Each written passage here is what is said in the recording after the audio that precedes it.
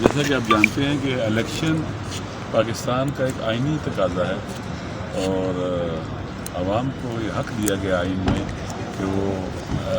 Election کے ذریعے اپنی ووٹ دے کر اپنے نمائندوں کا انتخاب کریں جو پارلیمنٹ میں جائیں، حکومت بنائیں اور پاکستان کے سسٹم کو چلائیں۔ آپ جانتے ہیں کہ پاکستان میں جو الیکشن ہوا ہے اس پر پوری دنیا میں کوسچن مارک اٹھا ہوا ہے، پاکستان کے اندر بھی کہ یہ الیکشن عوام نے جہاں ووٹ ڈالا تھا 8 نومبر کو 8 فروری کو 9 فروری کو چینج کر دیا گیا اور پوری دنیا میں شور ہے اس وقت کہ پاکستان میں الیکشن کو بلڈوز کیا گیا، عوام کی رائے کو بلڈوز کیا گیا اور گویا عوام کے حق پر ڈاکہ ڈالا گیا۔ تو یہ گویا الیکشن کمیشن ناکام ہوا ہے فری اینڈ فیئر الیکشن کرانے میں۔ آپ جانتے ہیں جب الیکشن شروع ہوا تو کس طرح سے انہوں نے ایک خاص پارٹی کو نشانے پہ رکھا، اس کے خلاف گئے، اسے بلہ بھی چھین لیا، نشان چھین لیا، اس کی لیڈرشپ کو جیل میں ڈالا ہوا تھا، اس کی جو مین لیڈرشپ تھی یا کینڈیڈیٹس تھے ان کے لیے مشکلات کھڑی کی ہوئی تھیں، وہ اپنی الیکشن کمپین نہیں چلا سکتے تھے۔ عجیب ہے، ایک طرف بڑے بڑے جلسے کرنے کی کوشش کی جا رہی تھی لیکن وہاں کرسیاں خالی نظر آتی تھیں اور جو لوگ جلسے کر سکتے تھے عوامی، اور آپ جانتے ہیں کہ جتنے زیادہ لوگ الیکشن میں شریک ہوں اتنا ہی اس ملک کی طاقت بنتے ہیں کہ عوام کا اعتماد ہے سسٹم کے اوپر، اور جب ان کی رائے کو بلڈوز کیا جاتا ہے اور عوام اس سے دور ہو جائیں تو گویا آپ نے اپنے ملک کو نقصان پہنچایا ہے اور عوام کی جو رائے ہے اس کو آپ نے بلڈوز کر دیا ہے۔ تو الیکشن کمیشن ناکام ہوا فری اینڈ فیئر الیکشن کرانے میں۔ اس کے بعد ان کی ذمہ داری تھی کہ ودن 14 ڈیز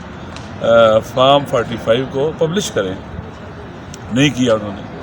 ہم نے اپلیکیشن دی وہاں پر کہ بھئی آپ اس کو پبلش کریں، انہوں نے پبلش نہیں کیا۔ پھر ہم ہائی کورٹ میں آئے ہیں کہ بھئی ہم آرٹیکل 218(3) جو ہے اس کے تحت بھئی کورٹ کی ذمہ داری ہے، ڈیوٹی ہے کہ وہ پبلش کروائے، اس سے آرڈر کریں ان کو۔ تو آج ہم کورٹ میں آئے، ہائی کورٹ پر چیف جسٹس صاحب کی کورٹ میں پیش ہوئے اور انہوں نے کل کی ہمیں تاریخ دی ہے۔ اور یہ جو پریکٹس ہے قانون سے فرار کرنے کی، یہ میرے خیال میں دیکھیں جب ہمارے اعلیٰ ادارے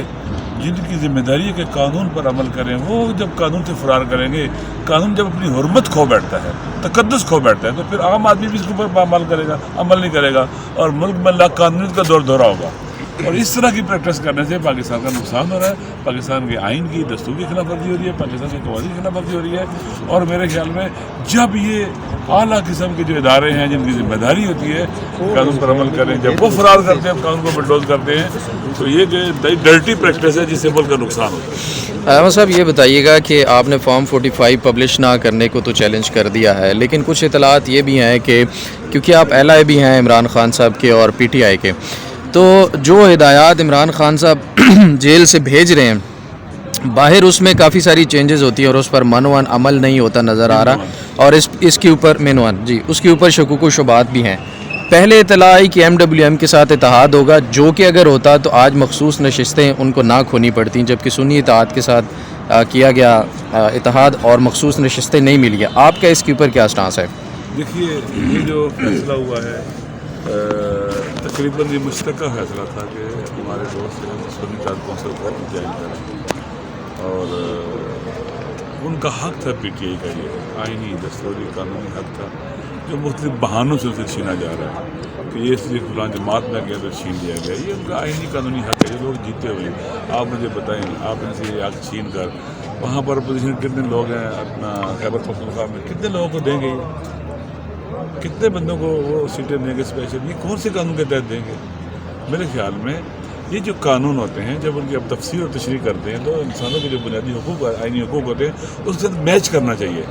آپ قانون کی اگر ایسی آپ تفسیر کرتے ہیں، اس کو بیان کرتے ہیں جو ان کے بنیادی انسانی حقوق جو ان کے رائٹس ہیں ان کے ساتھ کنٹراڈکٹ کرے تو یہ تفسیر درست نہیں ہے۔ یہ میرے خیال میں عوام کا بنیادی، پہلے آپ خود دیکھیں الیکشن کیسے انہوں نے کرایا، یہ پورے پلان ہوتا ہے، ایک مائنڈ سیٹ ہے جنہوں نے ہر حال میں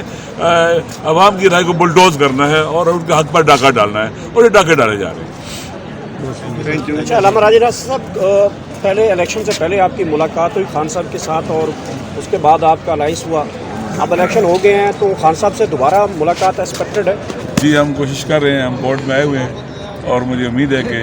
ہماری بر وقت ملاقات کرائی جائے گی خان صاحب کے ساتھ، اور آئندہ کے حوالے سے جو اپنے بات چیت کر رہی ہے میں ان سے بات چیت کرنا چاہتا ہوں تاکہ ایک واضح اور مؤثر قسم کا نیا عمل اختیار کریں اور اپنے وطن کو اور پاکستان کو مختلف جماعتوں کے ساتھ مل کر اس مشکل حل سے نکالیں۔ اس الیکشن میں جو جماعتیں آپ کے ساتھ آپ کی سوچ کے مطابق چلنا چاہ رہی ہیں اور آپ کا گرینڈ الائنس بھی ہے پی ٹی آئی کے ساتھ، تو کبھی امکان ہے کہ کچھ عرصہ بعد یہ جماعتیں روڈ کی طرف آئیں گی؟ دیکھیں، اپنے حق کے لیے اور عوام کا حق جو چھینا گیا اس کے لیے تمام کے تمام جو آئینی اور قانونی راستے ہیں وہ اڈاپٹ کرنا حق ہے ہمارا، چاہے وہ کورٹس میں جائیں، چاہے وہ سڑکوں پر نکلیں، چاہے وہ عوام کے پاس جائیں، عوام کو ساتھ لے کے باہر نکلیں۔ بالآخر ایک بہت بڑا ظلم ہے اس ملک کے ساتھ۔ اس الیکشن کے نتیجے میں اگر حکومت بنتی تو دنیا میں پاکستان کا وقار بڑھتا۔ آپ دیکھیں نا، جن لوگوں کو خود شرمندہ ہے، جو ہارے ہوئے ان کو جتوایا گیا، وہ خود شرمندہ ہے، دنیا میں کون ان کی بات سنے گا؟ کس منہ سے وہ دنیا کے سامنے جائیں گے اور اپنے عوام کے سامنے جائیں گے؟ یہ ایسا کام ہو گیا ہوا ہے، کہتے ہیں نا کہ جب آدمی پھسلتا ہے تو پھسلتا چلا جاتا ہے۔ اس طرح سے یہ پھسلیاں کہ پھسلتے چلے جا رہے ہیں اور ہمارے ملک کا نقصان ہو رہا ہے، پاکستان کا نقصان ہو رہا ہے۔ اور میرے خیال میں تمام کے تمام جو آئینی اور قانونی راستے ہیں وہ اڈاپٹ کرنے چاہیے، مسالمت آمیز۔ اگر یہ اڈاپٹ نہیں کریں گے تو پھر آپ عوام کو کس راستے میں لگائیں گے؟ اگر راستوں کو آپ چھوڑ دیں گے تو میرے خیال میں جو آئین اور قانون کہتا ہے اس پر عمل کرنا چاہیے۔ اگر وہاں پر عمل نہ کرنے دیا گیا، ان کو لاٹھی چارج کیا گیا اور انہیں مارا گیا، تو معلوم ہوتا ہے کہ ڈاکو اور لٹیرے بھی سمجھے نہیں ہیں، ان کو عوام جو ہے اس کے قہر و غضب کا شکار ہونا پڑے گا۔ اور وہ میرے خیال میں جب آپ ان کے ساتھ سارے راستے بند کر دیں گے نا اپنے حق کو استفادہ کرنے کے لیے، حق کے اصول کے لیے، تو پھر عوام آپ کو پتہ ہے دنیا میں ایسے ہوتا ہے، پھر عوام انقلاب